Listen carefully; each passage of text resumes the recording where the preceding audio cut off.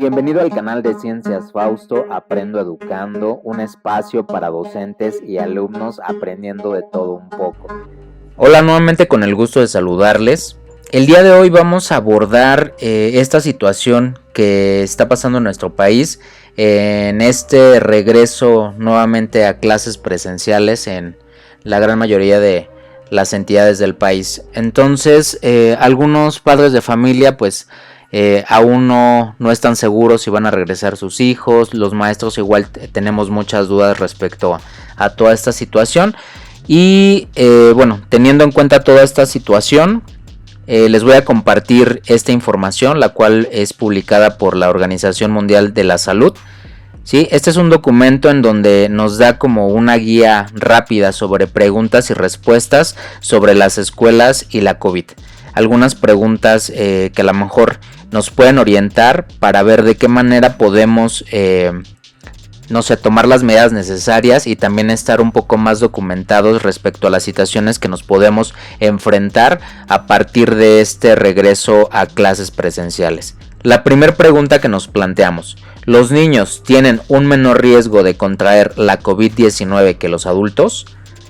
Nos dice este documento que hasta el momento los datos apuntan a que los niños menores de 18 años de edad representan cerca del 8.5% de los casos notificados y registran un número relevante bajo de muertes en comparación con otros grupos de edad y suelen presentar una enfermedad leve. No obstante, se han dado casos de pacientes críticos, al igual que sucede con los adultos. En los niños, las afecciones de salud preexisten, podría ser un factor de riesgo de enfermedad grave y admisión en cuidados intensivos. Se están realizando más estudios para evaluar el riesgo de infección en los niños y comprender mejor la transmisión de este grupo de edad. La siguiente pregunta que nos podemos plantear es la siguiente: ¿cuál es el papel de los niños en la transmisión? Lo que nos dice este documento es: todavía no se ha esclarecido totalmente el papel de los niños en la transmisión. Hasta la fecha, se han notificado pocos brotes en escuelas o que afecten a niños. Aún así, el pequeño número de brotes comunicados entre el personal docente o asociado indican que es posible que la COVID-19 se propague en los entornos educativos, aunque de forma limitada, puesto que los niños suelen presentar cuadros clínicos más leves y menos síntomas. Los casos pueden pasar a veces inadvertidos. Es importante señalar que, de acuerdo con los datos iniciales de los estudios, las tasas de infección entre los adolescentes pueden ser más altas que en los niños más pequeños, teniendo en cuenta que muchos países apenas acaban de empezar a levantar las restricciones que limitaban las actividades. Todavía están por ver los efectos a largo plazo de la apertura de las escuelas en la transmisión comunitaria. En algunos estudios de modelización se ha observado que el efecto de la reapertura de las escuelas sobre la transmisión en el resto de la comunidad podría ser pequeño, pero falta claridad sobre este punto. Se están realizando más estudios sobre el papel de los niños en la transmisión dentro y fuera de los entornos educativos. La OMS está colaborando con científicos de todo el mundo para elaborar protocolos que los países puedan utilizar para estudiar la transmisión de la COVID-19 en las instituciones educativas, que pronto estará disponible. La siguiente pregunta que nos plantean es la siguiente: ¿es conveniente que los niños con problemas de salud subyacente, como el cáncer, diabetes, obesidad, vuelvan a la escuela? Lo que nos dice el documento es: la convivencia que un niño acuda a la escuela depende de su estado de salud, de la transmisión de la COVID-19 que se esté dando en ese momento en la colectividad y de las medidas de protección que la escuela y la sociedad hayan adoptado para reducir el riesgo de transmisión. Si bien las pruebas actuales indican que el riesgo de enfermedad grave para los niños es menor en general que para los adultos, pueden tomarse precauciones especiales para reducir al mínimo el riesgo de infección entre los niños. Además, deben sopesarse los beneficios de volver a la escuela. Las pruebas de que se disponen en este momento indican que las personas con afecciones subyacentes como asma, de moderada a grave, u otras enfermedades respiratorias crónicas, como son la obesidad, diabetes o cáncer, corren un mayor riesgo de presentar síntomas graves y de fallecer que las personas sin otras dolencias. Esto parece aplicarse también a los niños, pero aún hace falta más información al respecto. Siguiente pregunta. ¿Es conveniente que el personal docente o auxiliar con problemas de salud subyacente vuelva a la escuela? Lo que nos dicen es que los adultos mayores de 60 años y las personas con afecciones subyacentes tienen un mayor riesgo de presentar síntomas graves y de fallecer. La decisión de regresar a un entorno educativo depende de cada persona y debe incluir las consideraciones de la tendencia de la enfermedad en la zona, así como las medidas que se estén aplicando en las escuelas para prevenir una mayor propagación. Siguiente pregunta, nos dicen, ¿cuál es el periodo de incubación en los niños? De acuerdo a este documento nos dice que el periodo de incubación en los niños es el mismo que en los adultos, entre la exposición al virus que causa la COVID-19 y el inicio de los síntomas puede pasar entre 1 y 14 días, si bien lo habitual es entre 5 y 6 días. Siguiente pregunta. ¿Qué consideraciones deben tener en cuenta al decidir sobre las reaperturas o el cierre de las escuelas?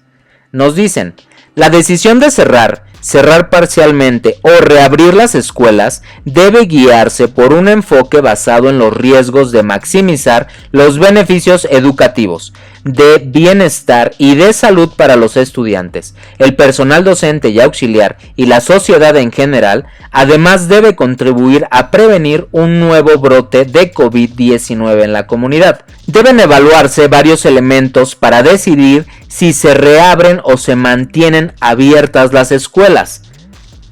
La epidemiología de la COVID-19 a nivel local, la situación puede variar de un lugar a otro, dentro de un mismo país. Beneficios y riesgos. ¿Cuáles son los beneficios y los riesgos probables para los niños y el personal de la reapertura de las escuelas? Esto incluye considerar la intensidad de transmisión en la zona en la que funciona la escuela, situación de ausencia de casos esporádicos, transmisión por conglomerados o transmisión comunitaria. Los efectos generales del cierre de las escuelas en términos de educación, salud general y bienestar, y sobre las poblaciones vulnerables y marginadas, niñas, desplazados y personas con discapacidad, etc. La eficacia de la estrategia de aprendizaje a distancia. La detección y la respuesta. Las autoridades sanitarias locales pueden actuar rápidamente. La capacidad de las escuelas, las instituciones educativas para funcionar de manera segura. La colaboración y coordinación. La escuela está colaborando con las autoridades locales de salud pública. Las demás medidas de salud pública aplicadas fuera de la escuela. Siguiente pregunta. ¿Qué beneficios proporcionaría la reapertura de las escuelas? El cierre de las escuelas tiene un claro efecto negativo en la salud, la educación y el desarrollo infantil, así como en los ingresos familiares y en la economía en general. La decisión de volver a abrir las escuelas debe incluir la consideración de los siguientes beneficios. Los estudiantes podrán completar sus estudios y pasar al siguiente nivel. Los servicios esenciales, el acceso a la nutrición, el bienestar infantil, como la prevención de la violencia contra los niños, el bienestar social y psicológico, el acceso a información fiable sobre cómo protegerse a sí mismo y a los demás, la reducción del riesgo de abandono escolar y los beneficios para la sociedad, como permitir que los padres trabajen. Siguiente pregunta. ¿Cuáles son las medidas de prevención y control que deben prepararse y ponerse en marcha en las escuelas? Hay varias medidas y requisitos que deberían revisarse y ponerse en práctica para prevenir introducción y la propagación de la COVID-19 en las escuelas y la comunidad, y garantizar la seguridad de los niños y del personal escolar mientras estén en la escuela. Deben estudiarse disposiciones especiales para el desarrollo de la primera infancia, los centros de enseñanza superior, los internados y las instituciones especializadas.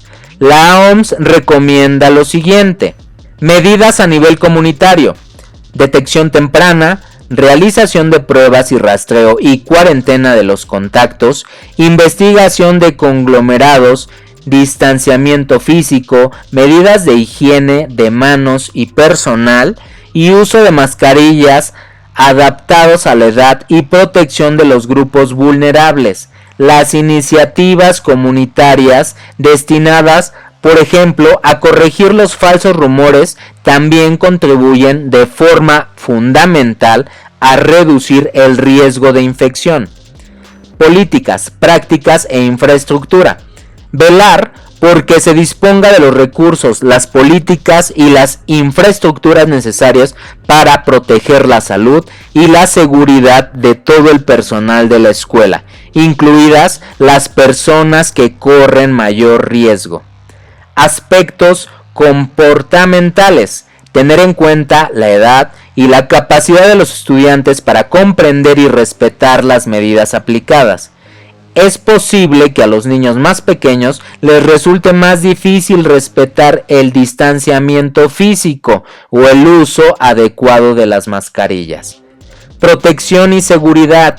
El cierre y la reapertura de las escuelas puede afectar a la protección y a la seguridad de los alumnos, y es probable que sea necesario prestar especial atención a los niños más vulnerables, por ejemplo, en el momento de recogerlos y dejarlos en la escuela. Higiene y prácticas diarias en la escuela y las aulas. Distanciamiento físico mínimo de 1 metro y distanciamiento de los pupitres, higiene de manos y respiratorio frecuente, uso de mascarillas adaptados a la edad y medidas de ventilación y de limpieza del entorno para limitar la exposición. Las escuelas deben formar al personal y a los estudiantes sobre las medidas de prevención de la COVID-19. Establecer un calendario para la limpieza y desinfección diarias del entorno escolar, las instalaciones y las superficies que se tocan frecuentemente, disponer puntos de higiene de manos y seguir las orientaciones nacionales y locales sobre el uso de mascarillas. Detección y asistencia de los estudiantes, profesores y de otros trabajadores de la escuela que están enfermos. Las escuelas deben aplicar la política de quédese en casa cuando no se encuentre bien. Dispensar del requisito de presentar un certificado médico para justificar las ausencias. Crear una lista de verificación para que los padres, los alumnos o el personal decidan si pueden ir a la escuela, teniendo en cuenta la situación local. Asegurarse de que los estudiantes que han estado en contacto con un caso de COVID-19 se queden en casa durante 14 días y plantearse la realización de pruebas de detección en la entrada. Protección de las personas de alto riesgo.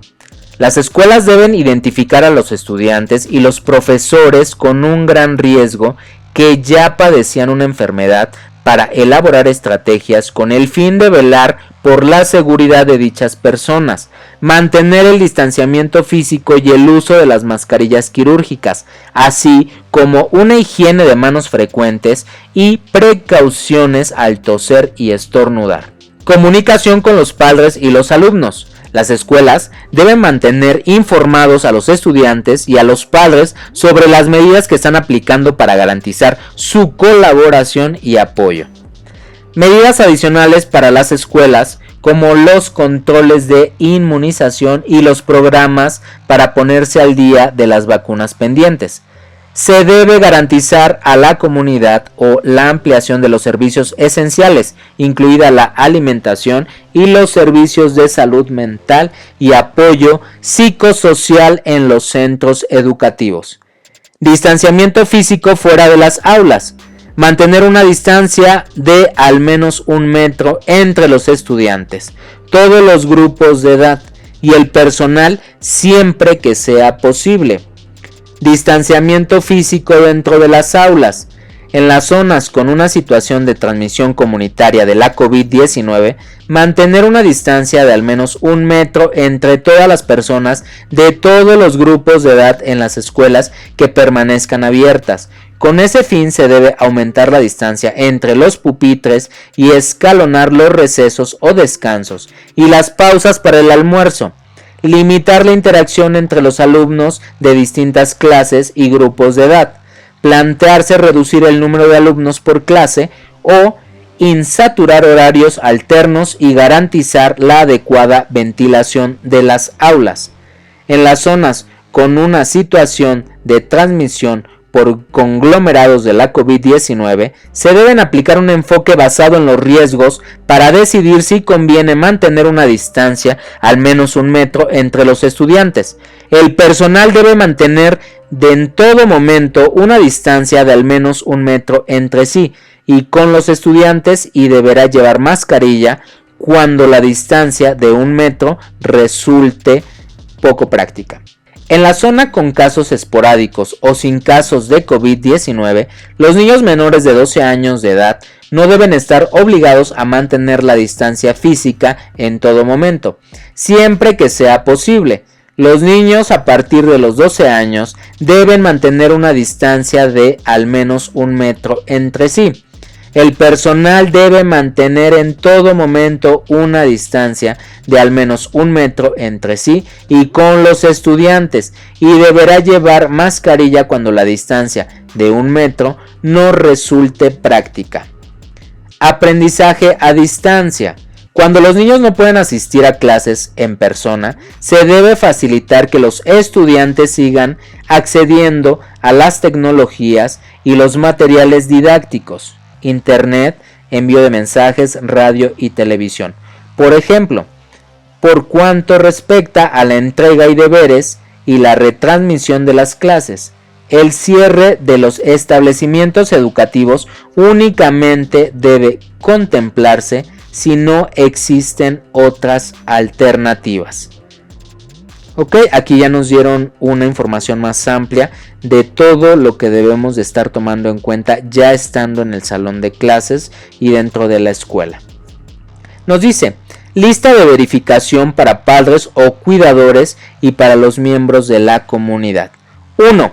Vigile la salud de su hijo y haga que se quede en casa si está enfermo.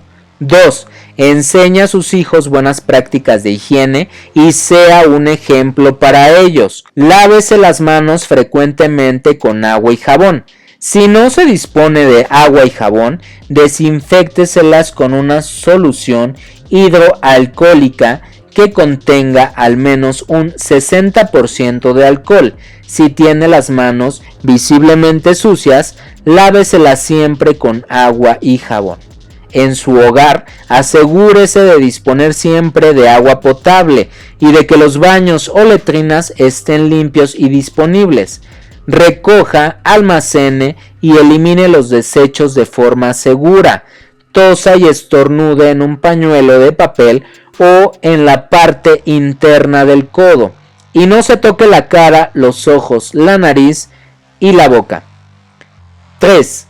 Invite a sus hijos a hacer preguntas y a compartir sus sentimientos con usted y con sus profesores. Recuerde que cada niño puede reaccionar al estrés de forma distinta.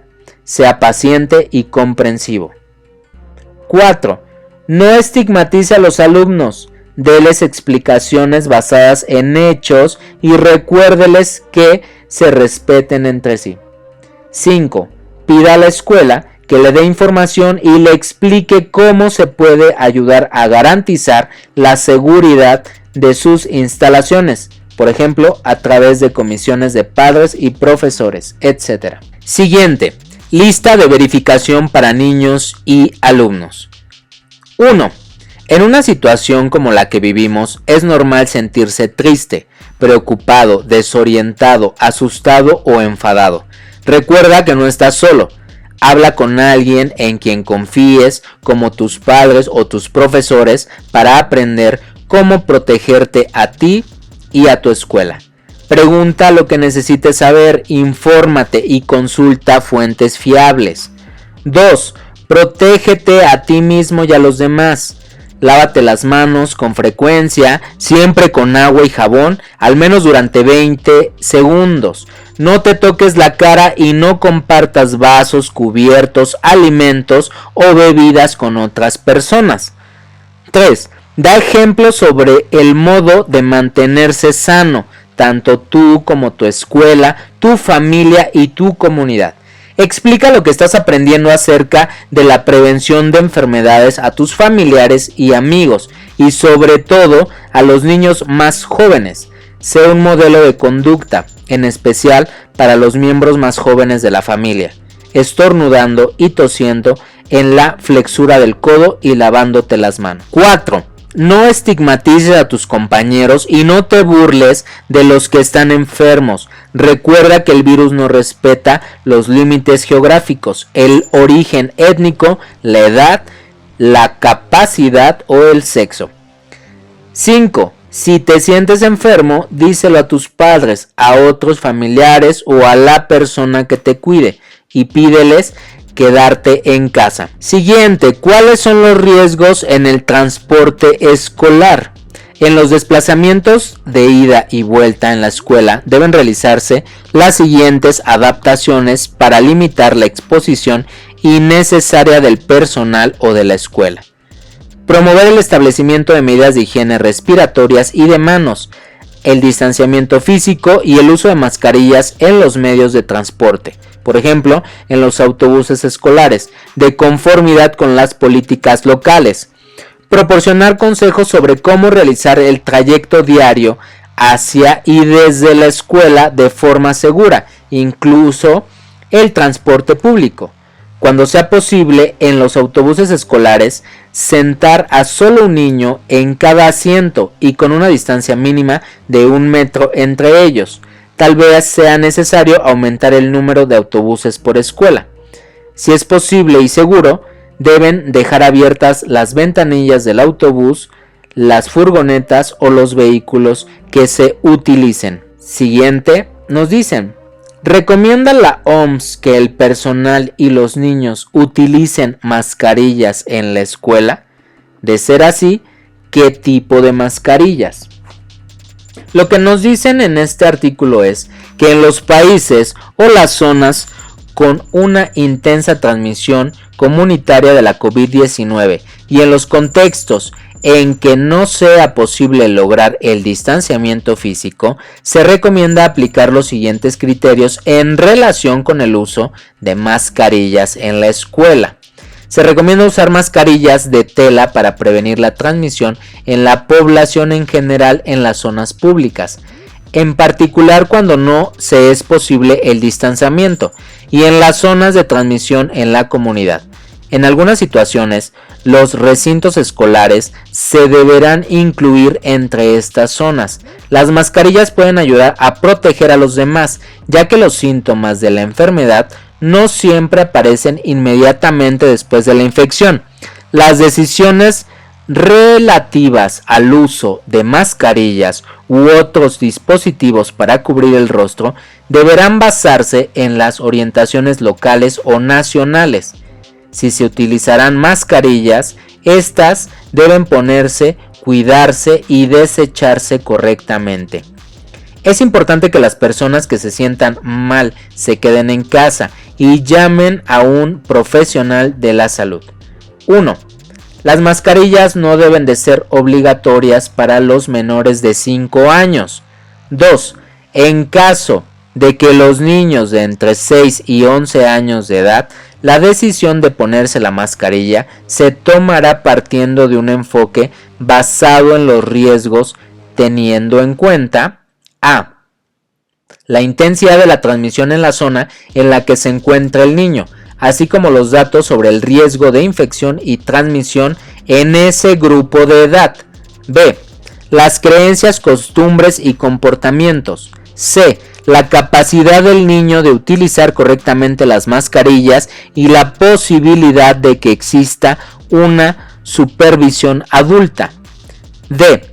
Las repercusiones que pueden tener las mascarillas en el aprendizaje y en el desarrollo. E. Otras consideraciones relativas a las actividades deportivas o a los niños con discapacidad o enfermedades subyacentes.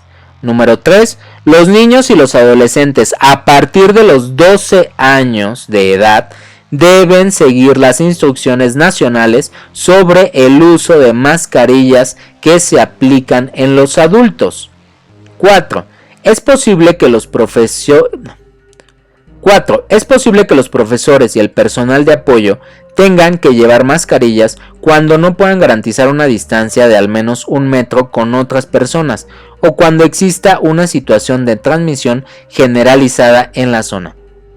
Tipos de mascarillas. Se recomienda usar mascarilla de tela para prevenir la transmisión en la población en general en zonas públicas, en particular cuando no es posible el distanciamiento y en las zonas de transmisión de la comunidad. En algunas situaciones, los recintos escolares se deberán incluir entre estas zonas. Las mascarillas pueden ayudar a proteger a los demás, ya que los síntomas de la enfermedad no siempre aparecen inmediatamente después de la infección.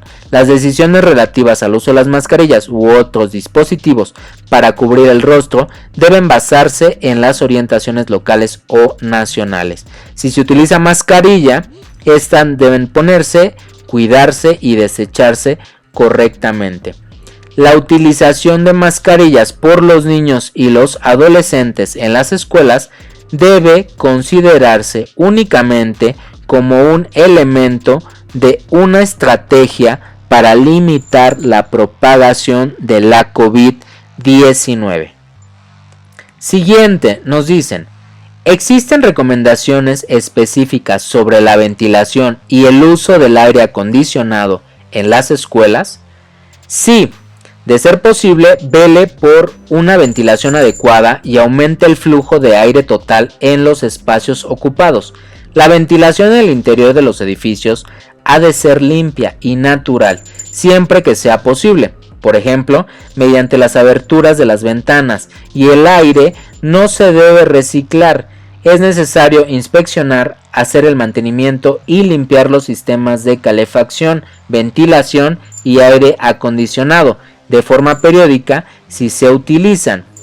Es esencial contar con normas rigurosas de instalación, mantenimiento y filtración a fin de garantizar que sean eficaces y seguros. Plantéese poner en marcha los sistemas con el máximo flujo posible de aire exterior, desde 2 horas antes de que se ocupe el edificio y hasta 2 horas después, según las recomendaciones del fabricante. Y por último, ¿qué elementos deben controlarse tras la reapertura de la escuela?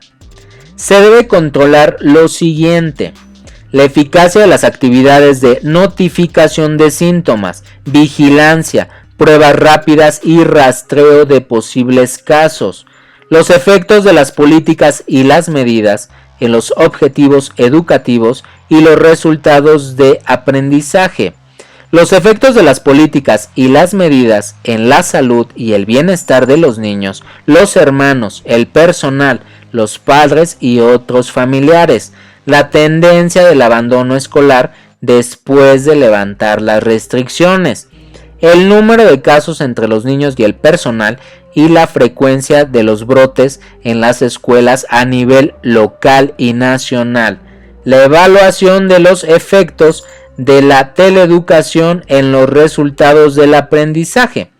En función de las condiciones de esta vigilancia, deben hacerse nuevas modificaciones para seguir proporcionando a los niños y al personal el entorno más seguro posible.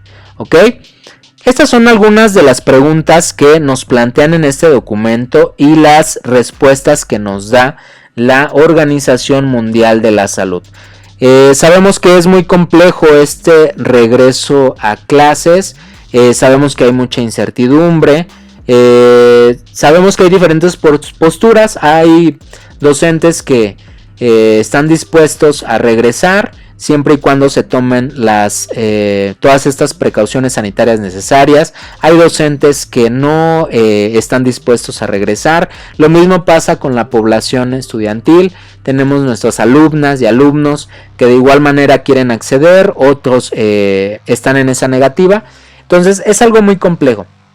Esperamos que con esta orientación ustedes puedan tener a lo mejor un poco más de información para tomar todas estas medidas precautorias, y pues les deseamos mucho éxito a los docentes que regresarán a partir del lunes 14 de junio a clases presenciales. A los alumnos que van a regresar de igual manera, recuerden siempre seguir todos estos lineamientos que nos han marcado nuestras autoridades para que no exista ningún contagio y nadie se exponga. Cualquier situación les vamos a estar comunicando.